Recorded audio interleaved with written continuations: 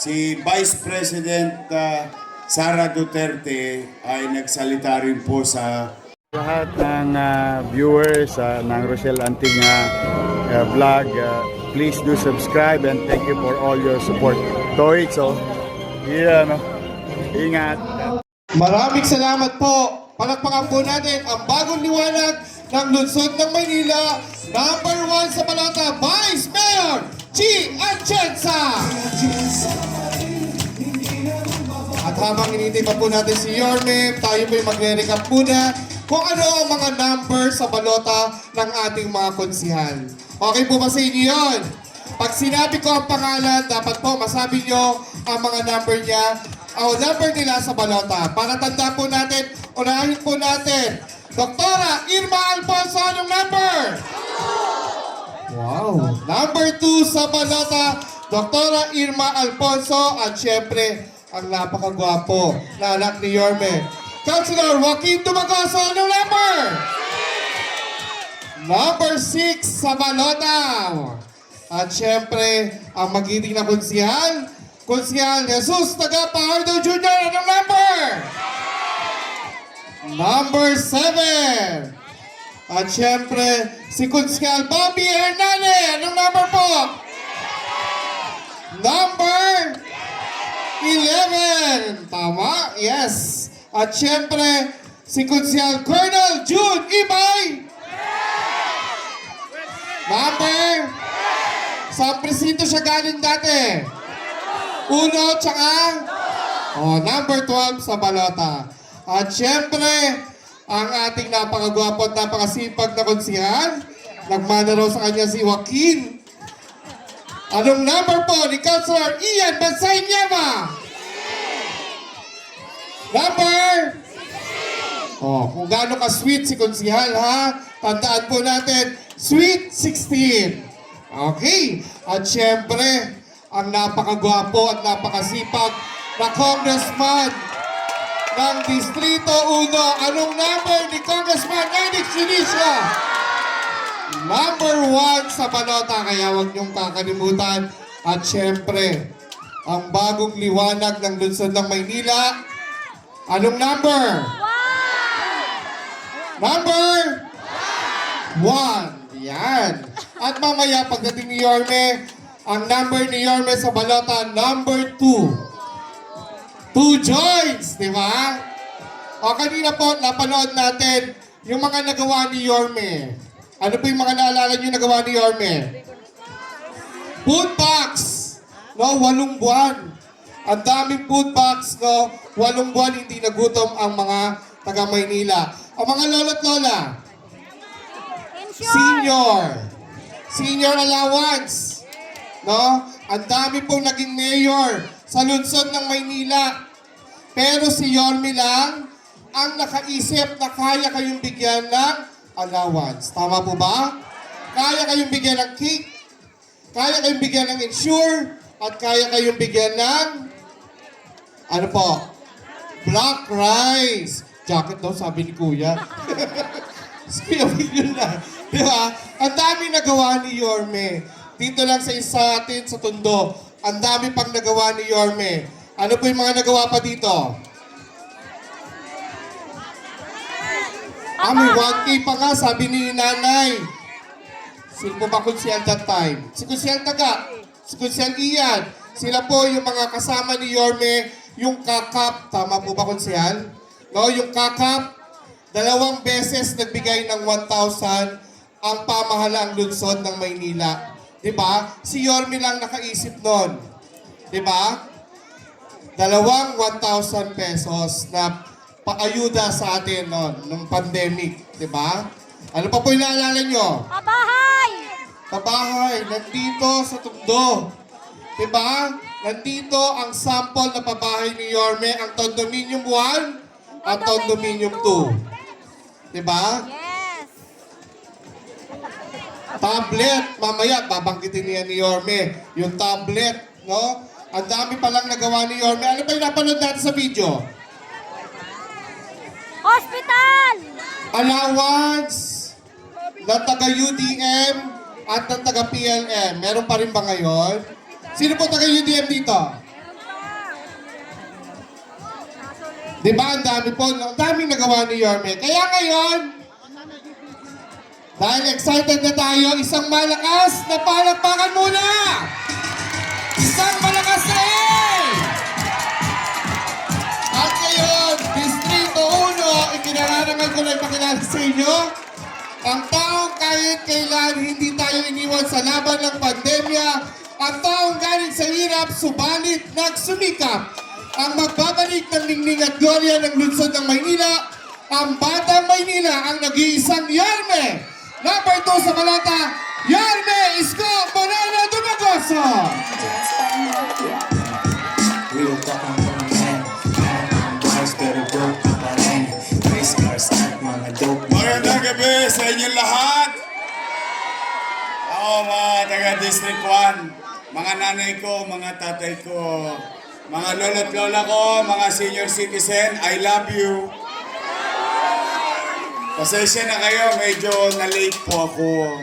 Hindi ko po kayo intensyong paghintahin. Kaya lamang, galing ako sa District 2.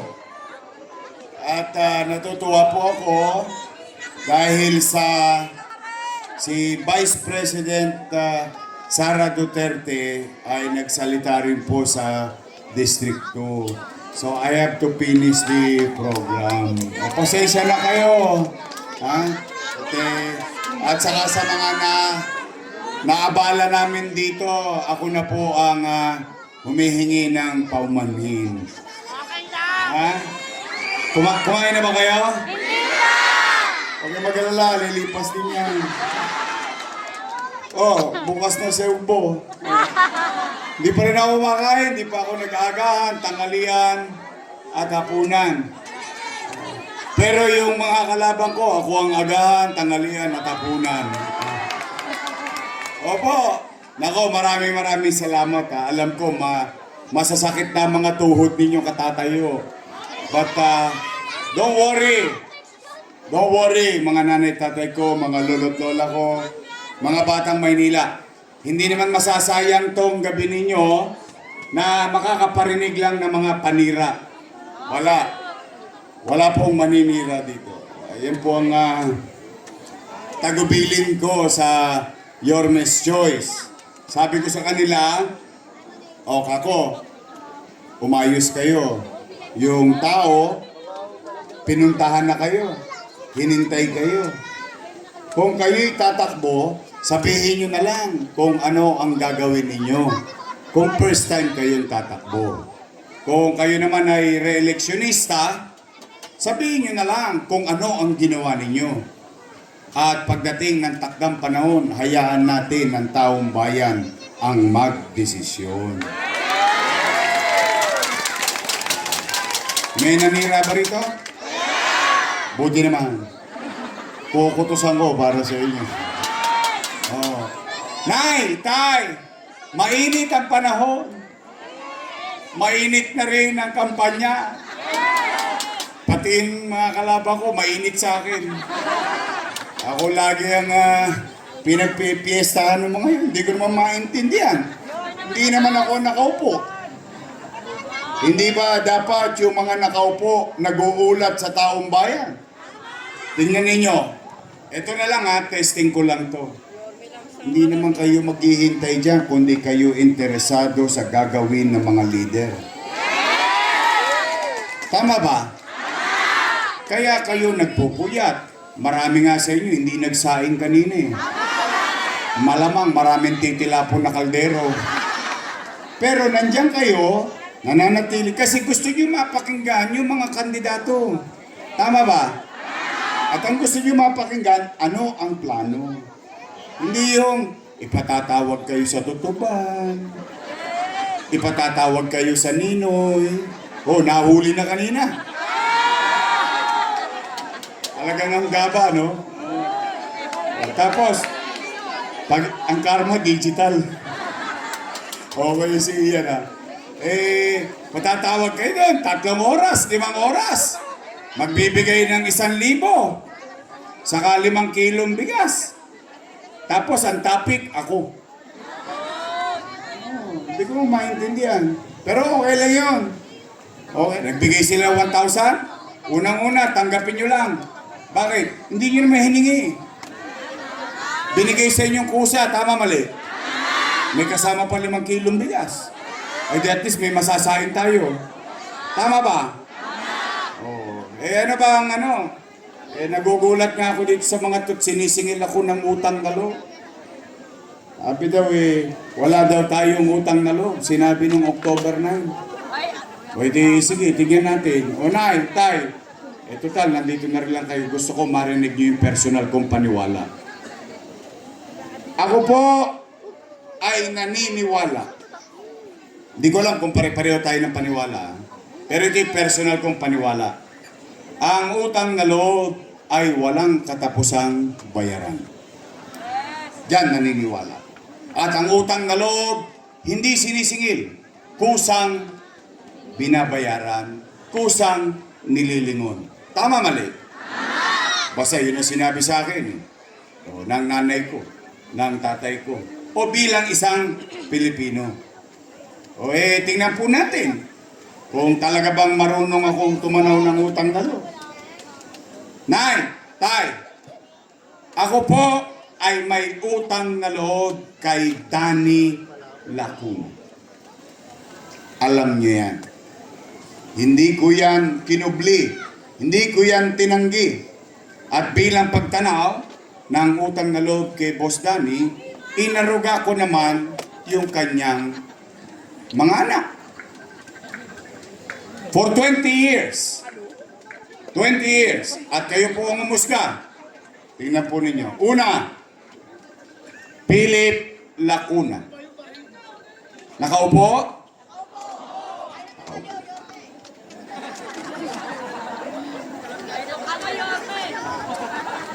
Lay Lacuna. Nakaupo? Nakaupo.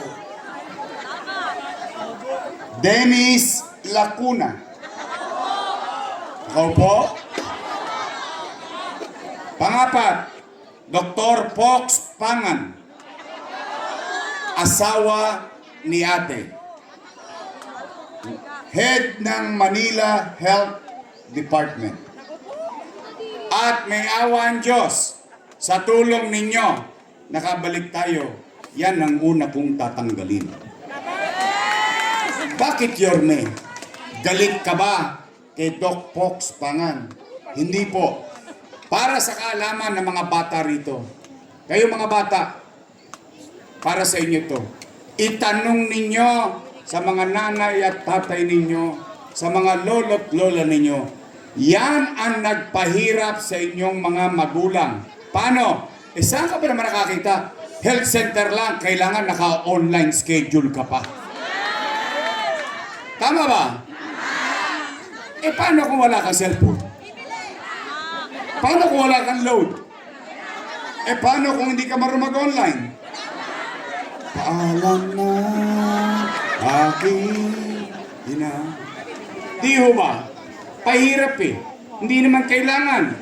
In fact, pupunta ka nga sa health center, babakasakali ka kung may gamot pa kaso ito, hindi ka pa nagpapakasakali, hindi ka na makapunta. Wala kang load Tama mali? Panglima, si ate. Nakaupo? Upong-upo. Ilan sila? Happy? Family. Di masaya ako. I swear to God, masaya ako. Bakit? Sa maliit kong kaparaanan at sa tulong nating lahat, napagtagumpayan ng mga anak ni Boss Danny ang hindi niya napagtagumpayan. Ngayon, kung sila ay nagbuti sa kanilang tungkulin o hindi sa taong bayan, ay hindi naman ako para humusga. Taong bayan ang mag-uusga niyan. Tama ba? Tanong, Yorme, tatanaw ka pa ba ng utang na loob sa kanila? Ang sagot ko, opo. Bakit? Pilipino ko Ganon talaga tayo mga Pilipino. Kaya lamang, may pakiusap lang ako sa kanila, sa pamilya nila. Baka naman kung po pwede, Sa ibang bagay na lang ako tumanaw ng utang na loob. Bakit? Eh may utang na loob din naman ako sa taong bayan. Kung wala ang Diyos at wala kayo, wala din ako sa kinalalagyan ko ngayon. Eh masama naman bang dinggin ko yung panawagan ng taong bayan? Eh yung taong bayan na sumisigaw na, bumalik ka na. Bumalik ka na! Bumalik ka na! Huwag mo masyadong lakasan. Baka masigawan kayo, wala na babalik! Napanood nyo? Napanood ko din eh. Kala ko makapatid yung litid eh. Para ako short ang pinalayas ng... Ang pinagtataka ko, bakit sila nagagalit? Bakit sila nangangamba? Kung sila'y nagbuti sa kanilang sinumpang tungkulin sa taong bayan at tinupad nila ang kanilang responsibilidad sa mamamayan, kahit hindi ka na makita ng taong bayan, iboboto ka ulit ng taong bayan. Nagagalit, nanggagalaiti sa akin. I love you too.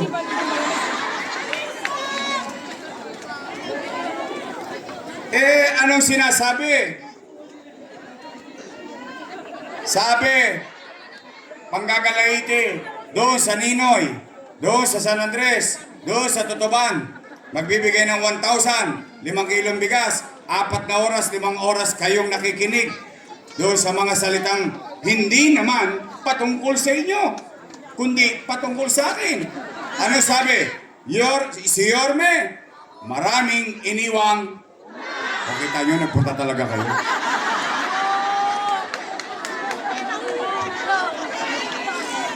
Tama ba?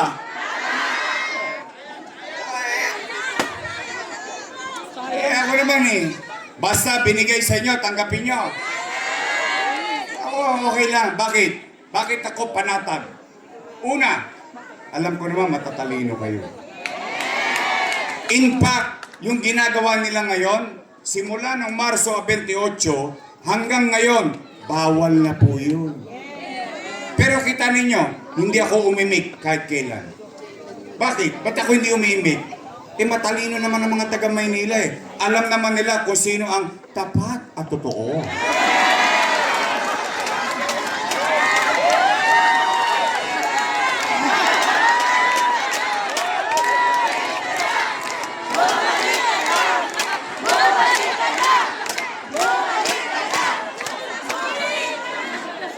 O sige, o basta tayo dito ha. Ano lang tayo dito, chill-chill lang.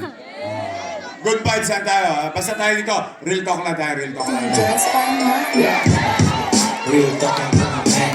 Meron ng bars pero broke pa rin. Sabi, si Yorme, maraming iniwang utang. Matanong ko lang kayo, mga nanay tatay ko, na nandito. Taas ang kamay ng may anak dito. May anak kayo. Yan, may anak kayo. Yan, may anak. Yun, may anak. May anak kayo. Okay.